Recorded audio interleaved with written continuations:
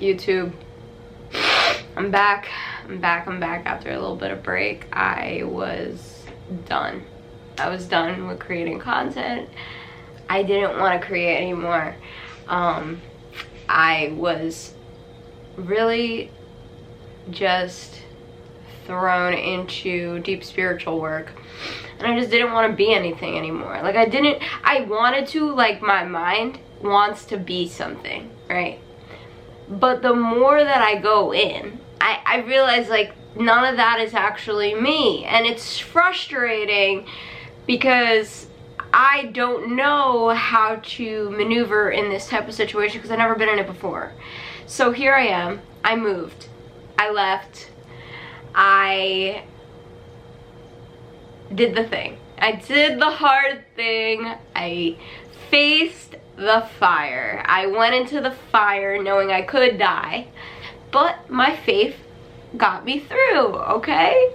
There's a lot of Bible stuff on that I just recently received information as, and it's, you know, raining true for me. I basically was very spiritual, new agey. I'm atheist, okay? I don't know what the fuck happened. I just stopped believing in God. I was just like, God, whatever, I don't care anymore. I need rationality, I need clear decision making, I need logic, I need to make sure that I get this right, I need to find the right security for me to continue, and it's beautiful because right after that happens, I swing too much into desire, and I want to eat everything. And I go and I spend my money in frivolous ways, eating food and socializing and music and all these things. It's fine. It's not a problem. But the only issue is that God was coming second and not first. And this led to a lot of suffering and intense confusion. And I don't know what clicked, but Sunday morning I was praying. And I went to church, and so I received that story on the 3 Hebrew boys that went into the fire, and it just rained really true for me. And all of a sudden I was fasting, and I've been on a 3-day fast, and this was the hardest thing I've ever done, because I've done fast in the past, but they were only a day. They were only a day, or 36 hours was the longest I went, but now 72 hours. No food. I have no energy.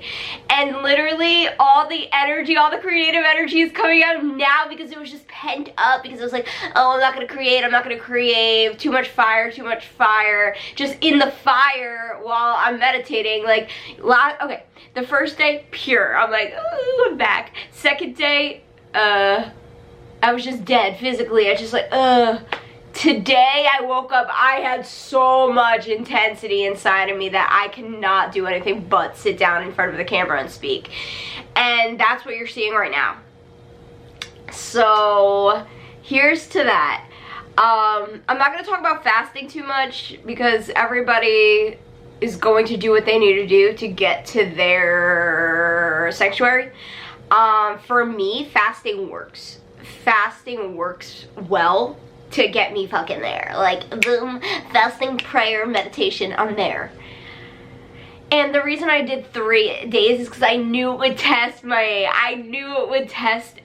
faith, because it is hard. I really do stand that. I think fasting is the hardest thing. And then you try to do fasting with a fascial block, putting this in your body, the type of feelings that you'll feel. Oh, block therapy, good to getting your alignment with your fascia, releasing trauma. But really for alignment, you know, I'm still a therapist, massage therapist deep down. I you know, I still have that part of me. So you put the fascia on the spaces of your body that are contracted and tense, and it will melt through the fascia with the block. So block therapy, I'm not sponsored, but you can go and check them out. I'm free, so I had to put this on, okay? Ah! Okay, not as cute, but fine. That being said, yesterday was really intense. Today is my last day. I made it to day 3, and I am just so excited for 8 p.m. because that's when I'm going to eat. I am so lit. I fucking love food. But again, it can't come before God. And that's what this was testing me. I really had to give myself over to my faith. Because for me, my biggest attachment is food. So fasting is my way to God. And it's the easiest, well, it's not easy. It's the quickest, I guess, liberation exercise that just like fucking boops you there. And it's not for everybody, right? It's what works for me. Some people can fast for weeks and they have no problem. Not me. One day I'm fucking dying. I'm like, ah. Second day, whew. So yeah, that's my little spiel on fasting. I'm just gonna end it there. Find what works for you. Different strokes for different folks. It's a classic saying. It's a cliche. It's a corny saying, but it's true. I've realized that on the spiritual path. You know, yoga. From yoga. I realized that from yoga. And I'm going back in time a little bit because yoga wasn't the only way for me anymore. Like, it needed balance. And that's why I pull up to the church. Okay? I need balance. Yoga, good. We go do yoga. But sometimes you just need that faith. Not just energy work. You need faith. But yeah, back to yoga for that one point that I've realized is most people are drawn to spirituality at different times in their life. And they could be pursuing it and then they could stop pursuing it and then they could come back to it, or they fully pursue it. And there's no set rule of where you're supposed to be in life. And spirituality and yoga taught me that. And it took pressure off of me to thinking, okay, there's one way I have to go about my life. I have to pursue this, and then that's all. I found the way. But no, because like I'd be pursuing spirituality, and then like I said, I go atheist and I don't want anything to do with spirituality. I didn't want anything to do with it. I still had to do some practice because dealing with a mind, you know, you have to regulate yourself. But I wouldn't even call it spirituality. I would just be like, it's science. Okay, so I don't like the fact that I can't maneuver in different ways. I use that word a lot. I can't move around too much from my spirituality to my practicality to science to metaphysics to studying to Spanish to philosophizing and metacognition and writing to doing art to making content. I said I don't like it, but I mean it's the fact. You know, it's just me resisting the truth. Okay, so the topic of this video is fear over, not fear over faith. Faith over fear.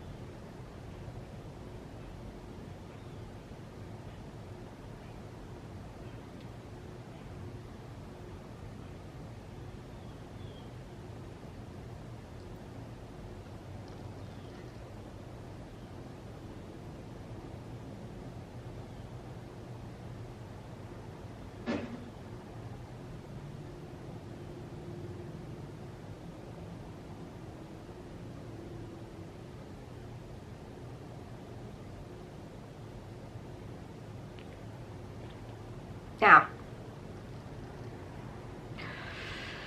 I can only talk about soul aligned journey. Alright, this is what my gift is to the world because this is what I do. This is how I go about my life. Ready? So I went inwards, I became very intuitive, I started following my intuition. I've had to do crazy and insane things that most people would be like, oh my god, I would never do that. I do it because I have to follow the intuition. If I don't follow the intuition, it gets louder and it gets more challenging. It gets more challenging to get back on track, and it gets more challenging to complete your mission, your soul mission, which we all have. We all have. I completely believe in this. I believe in your mission. I believe that you have a mission. I believe that you have a reason for being here, and I believe that you have a life purpose. And you can do the life purpose when you follow the guidance and the intuition that tells you what to do.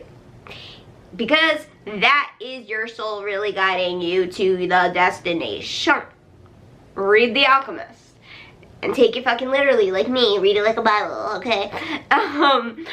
And in The Alchemist, right, Santiago gets tested, and he finds the omens that know he's going on the right direction, and he gets put in situations that seem like they're not going to the direction, but they really elevate him and help him get there.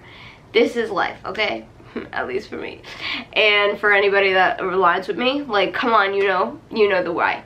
So we get the omens, it tells you ba ba ba, and you're like, alright, we're doing the shit. But it's hard, because when your soul, or God, or whatever you want to call it, tells you to do something, and it's against everything that your ego wants, oh man, you need that faith, you need that faith over the fear, because the fear will come in, the judgment will come in, all the falsity, all the lies, everything will come in, and you will see, and you'll see, and you're like cursing at God. I ain't a Christian. I'll say it right now, I ain't. And I'll be cursing at God and be like, why are you doing this to me? And it's a test for your faith.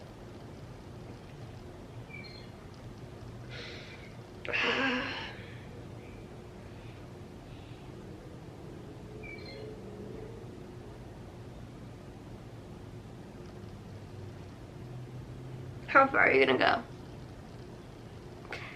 You know, how far are you going to commit to God? That's the real thing. It's when God tells you have to do something, you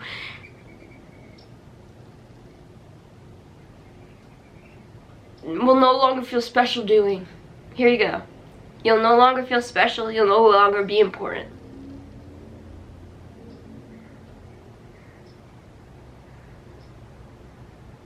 And it just looks so opposite to everything that you want.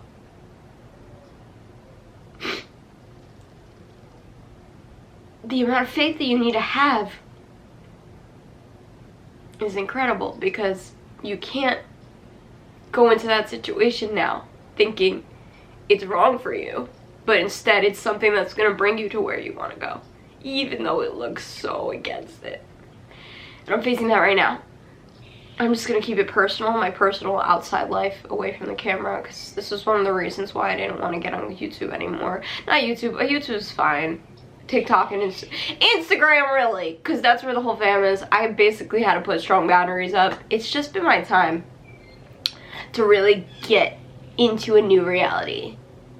And so I, haven't been in connection with anybody on there. I haven't been in any connection with my family. And I've been pretty much alone with God, and that's why I have to lean more into my faith. And that can be scary for a lot of people. Like, I do see a societal, cultural fear coming up within my consciousness, and it's like, oh, what is gonna happen to her if she has no social connection and no family to lean on? And I'm just like, I don't know. I don't fucking know. Like, yeah, of course I think about that. Like, of course, like, I want love and people in my life, but not over God. Shit. Christians will get it. Normies won't. Normies won't. Especially where I come from, where it's like, you must have people or you're nobody. I'm like, alright. And that's probably why I'm facing so much fear around being forgotten and being a nobody in my own reality, because I was grown in a Western culture where you need to be somebody big and important. You need to be an actress and a movie star. And being anything less than that is a failure to the world. Yeah, that's basically the world that I live in. Or you have to go to college. And if you don't go to college, you don't deserve good work. It's so frustrating. So frustrating. Like, maybe I like my own self-study. That's so huge, guys. Guys. I don't know if this video is gonna really be about this, but maybe. Maybe. A little information coming in now. Ding dong, ding dong. Okay, listen. I'm a smart motherfucker. I didn't go to college, but I'm smart as fuck. And the only reason I could say that is because I stay alone all the time. No. Because I see how my mind is versus others. I see how my mind thinks versus others. I see what my actions are versus others.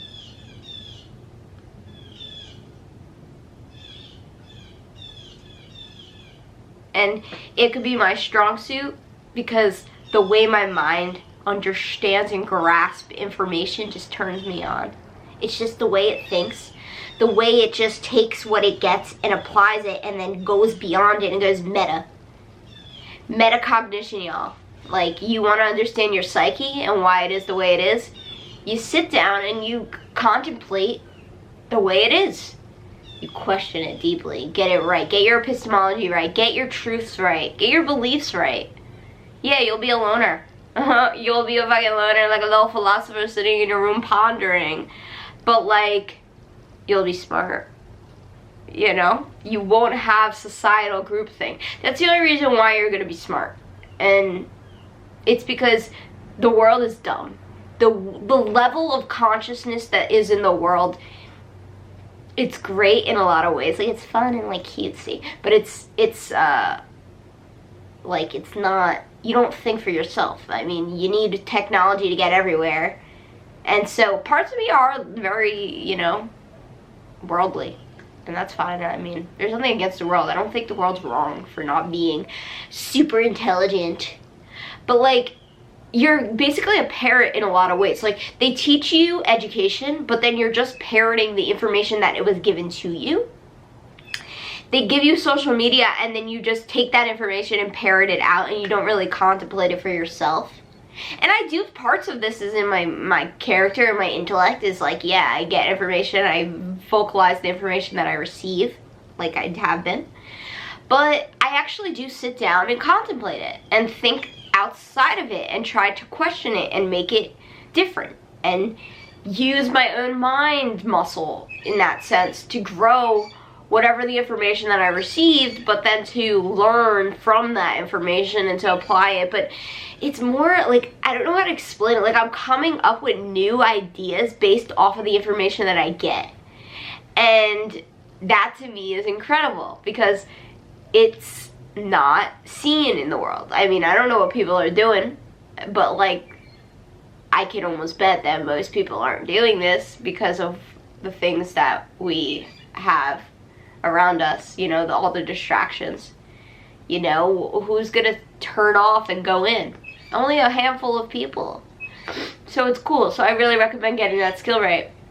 Metacognition, contemplation, philosophy, and this will turn into your spirituality, and your psychology will all come together, and it'll be very holistic, and you'll have an understanding that is very deep and contemplative, but, you know, like, you'll also go out in the world and do your thing.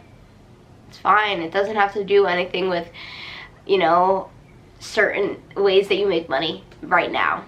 In the future, maybe you will have an ability to use that mind and the way that you think and the way that you come together with ideas for your business or for your life purpose. But for right now, if that's not how you make money, I resonate with you and I understand, and I know that challenge, and it feels like shit. It feels like absolute shit when you recognize your own greatness and your own worth and your own intelligence. But the world don't find that valuable, so it's fine, you know, and there's some, you know, frustration in me or bitterness in me because of that. Because it's like, it takes a bit, you know, for people to see your greatness, and it's slow burn. It's a slow burn. You'll get little hints and you'll be like, yee-hee, but in the end, I mean, it's for you. It's for you. You do it for you. You do it for your own self-interest. You do it for your own self-development, your own self-beingness, and your own self-love. You do it for yourself, and you shape your life to be in aligned with that, and that's enough, you know? That's really enough. So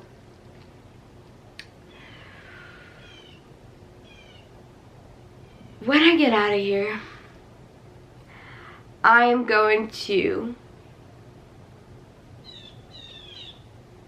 take control of my situation, because that's all I really can do right now, is take control of this situation in the best that I can when it's really not in my control. I think that's why I struggle at times, because again, that's where the faith has to come in. Control is from fear. What are you afraid of? Not achieving your goal. Okay. like that's really it. That's what it is. It's what drives a lot of behaviors.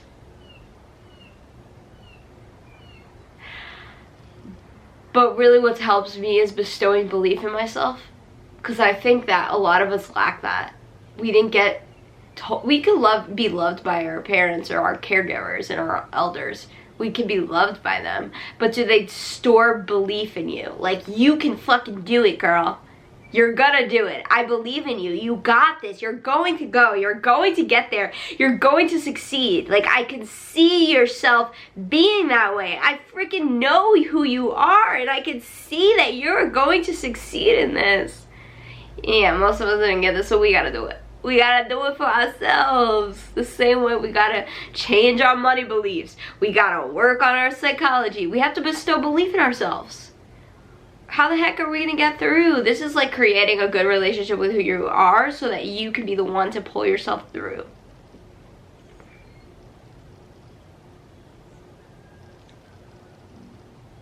I want to acknowledge that within you, because there's times where I severely doubt my purpose, and I severely doubt my capability to do the things that I want. And it's frustrating being solo and being the one to have to do it, because I'm a solo traveler. I am a solo traveler in this game. I meet people, they come and go. I meet, you know, I stop places, meet, get the juices, learn the lessons, get thrown on my ass, get up. But then I'm on my own. You're solo. And I think most people believe that you have to be in a clan, because that's kind of how the tribal and the development of the world has been. This is where I'm going to go against New Agers and hippies, well, New Age spiritual people, who believe that the tribe and the earth and the way things were back in the day is the ideal. But the world's changed. The world's changed. It doesn't work anymore. It doesn't work anymore to live with your clan.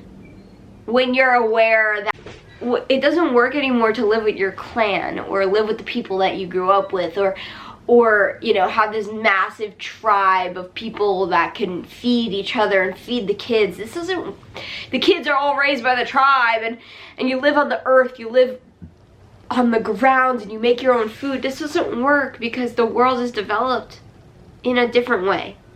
It's not saying it's better, but it's different.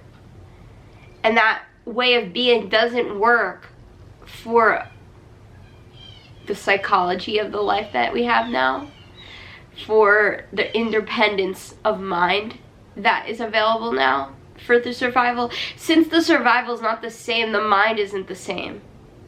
The internet changes everything for everybody.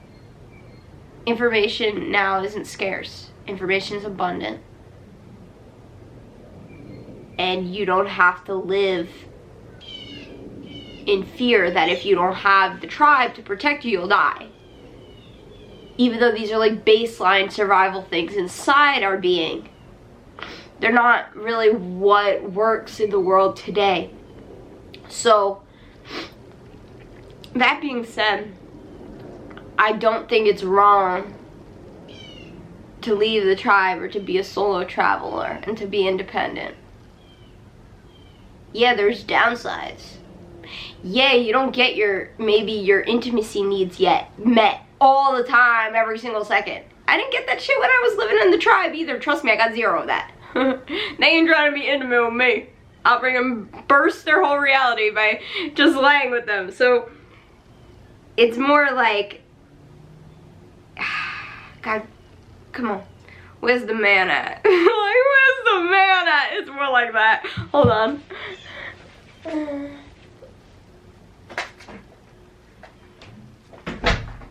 I don't even know if you guys will see me, but I'm too cold. And dizzy. Hold up, hold up.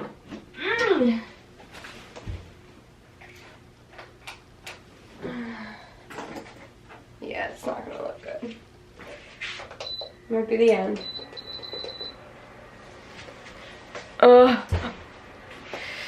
So, I'm not looking for it because there's nowhere to look. There's nowhere to look, guys.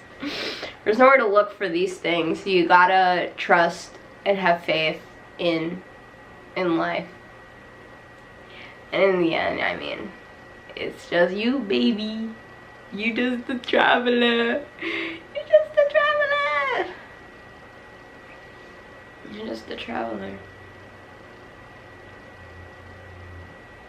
Reaping fruits along the way. Just stand up right where you started.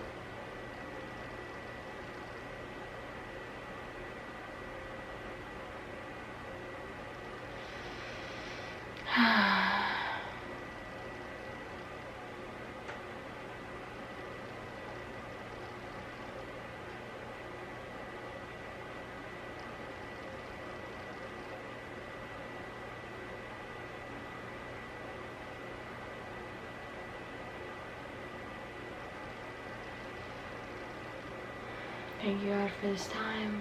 Thank you, life. Thank you for the unfolding.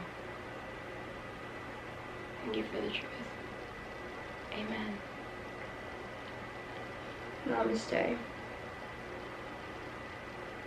Hasta luego.